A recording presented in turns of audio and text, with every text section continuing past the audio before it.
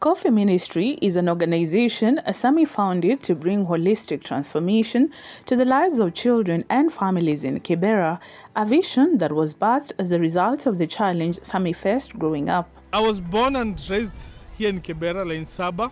This is my area that I've really known for a very long time. I studied in just a nearby school around here until when I got to grade 8. It was in grade 8, my mom alipata stroke. That night, kupigia my dad, nikamwambia my mom amepata stroke. Dad alikuja akapack vitu na akaamua kuepa. So in the third term ya hiyo class 8 ilibidi nikaingia mjengo so that to sort my mom mwenye alikuwa in Bagathi hospital, and also just to see how I can pay the house rent and kuweza provide for my family. So ilikuwa a very bad childhood because nilikuwa naenda kwa chief na iba ID ya mtu mwenye ilikuwa lost and found because iko na ID ndio niweze kupata access kwenda mjengo. But it was really a good place kuenda kuhustle because were it not for that point, ningekuwa nimeuliwa kama maboyo wengine wenye waliuliwa in that time and season. What began as a small outreach effort has grown into a fully fledged organization with a daycare center, a school, and a range of life-changing community programs. My foundation is called the Coffee Ministry. The Coffee Ministry itself, it's an acronym that means Christ's offer forgiveness for everyone, everywhere.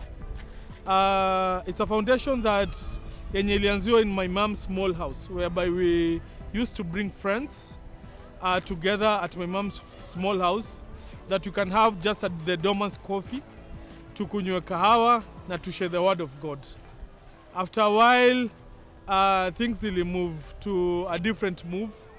We started going out to mentor kids because we saw that hapa mtaa tunasema wazazi wengi wana suffer from TB, that they are too busy because fighting for the daily hustle za mtaa si mjoke, and wazazi lazima wa do 2 to 3 jobs.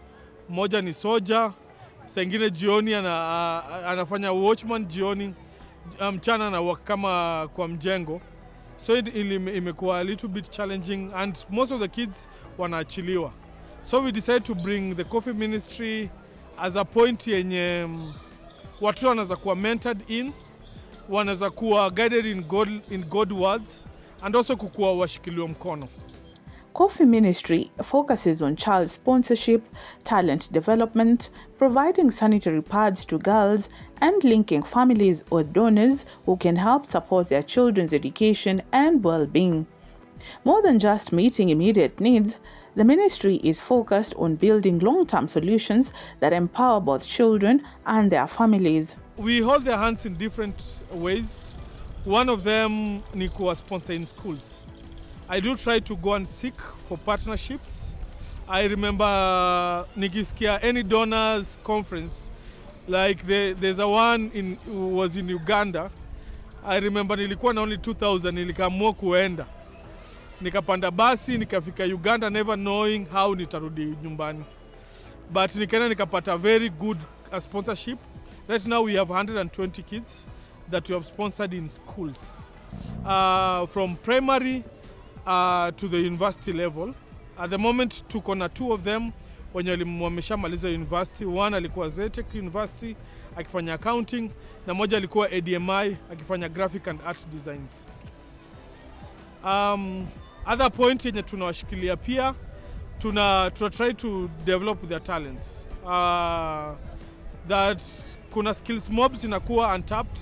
Mtaa imekuwa tu ni ball ama kitu ingine ama uimbe, but tunafikiria hata photography and the skills such like photography, watu wanaweza learn photography, and is a way of therapy for us.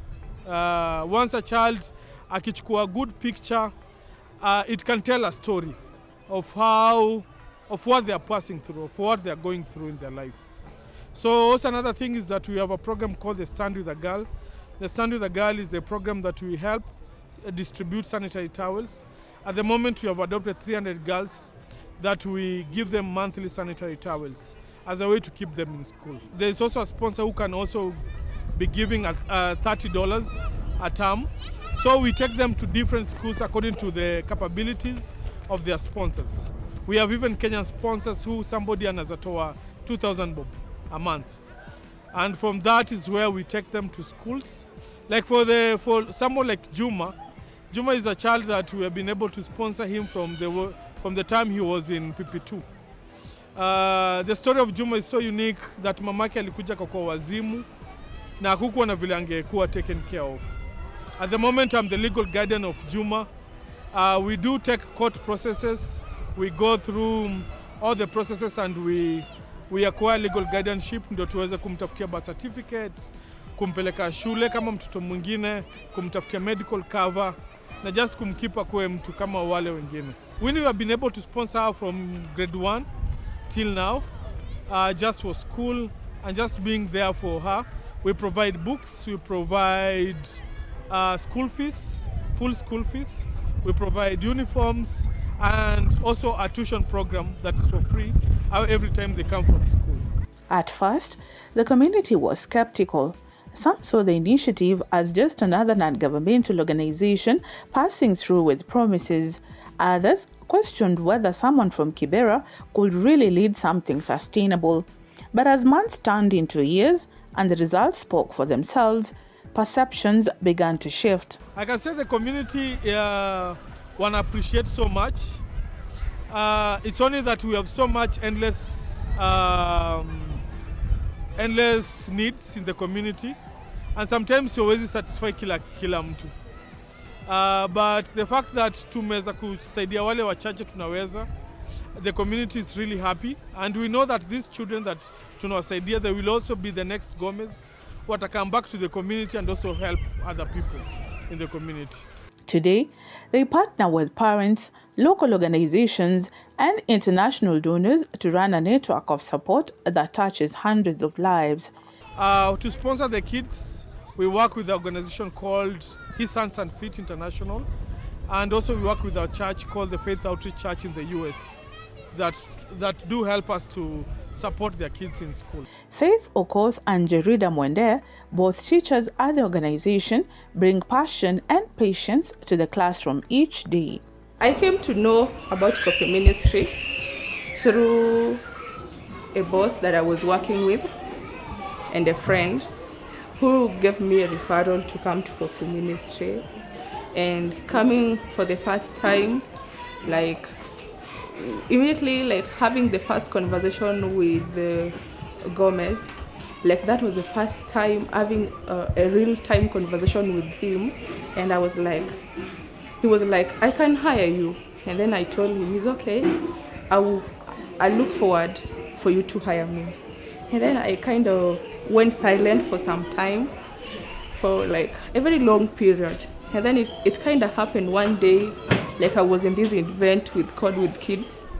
And then from there is when we started now having a conversation on how I could come here. I want to thank Gomez for the great work he's doing.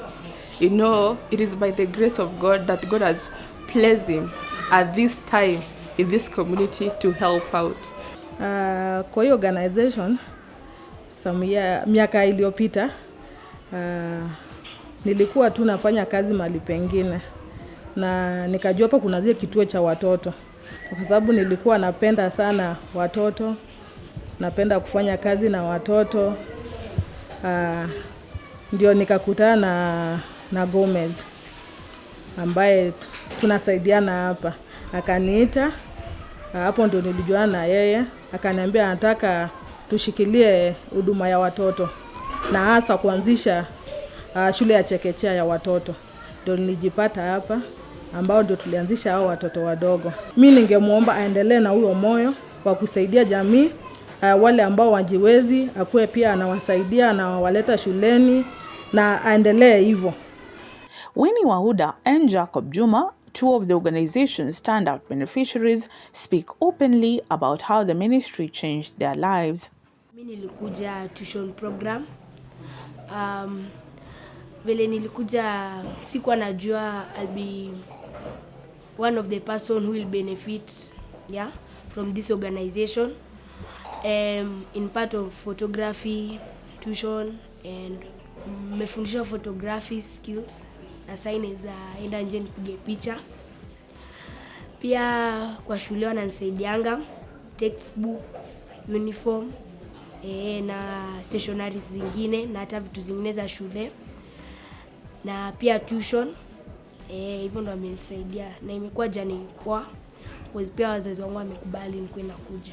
Mimi naomba tu Mungu ambless na life nyingi, more life, a witness success yetu, na ningependa kumwambia asante kwa watoto wametusaidia.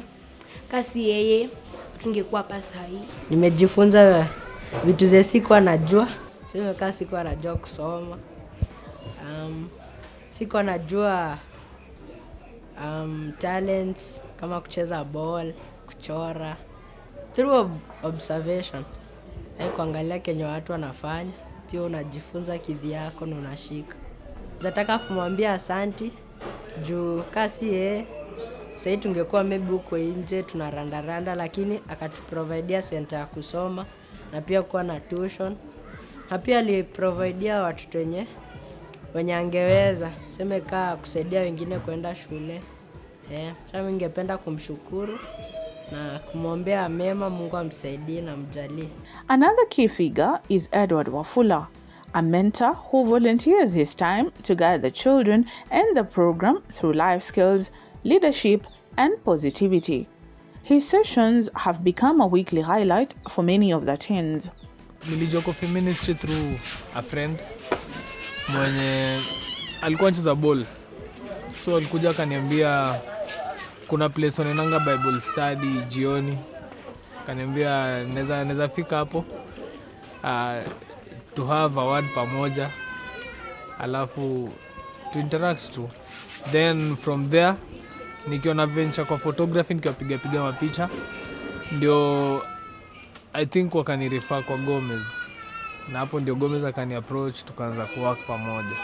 Hatuko perfect kuliko wao wengine, but at least chance ametupea inatusaidia kufocus na life pia na kuunderstand pia watu wengine. Juu kama singekuwa hapa singekuwa najua that kuna shida beyond zenye mimi napitia. Kuna wengine wanapitia hata worse kuniliko, but at least organization side ina create a sense of understanding ya humanity, na at least ina to connect pia na wase wengine wengi. So ni platform poa ametupea na God bless sana.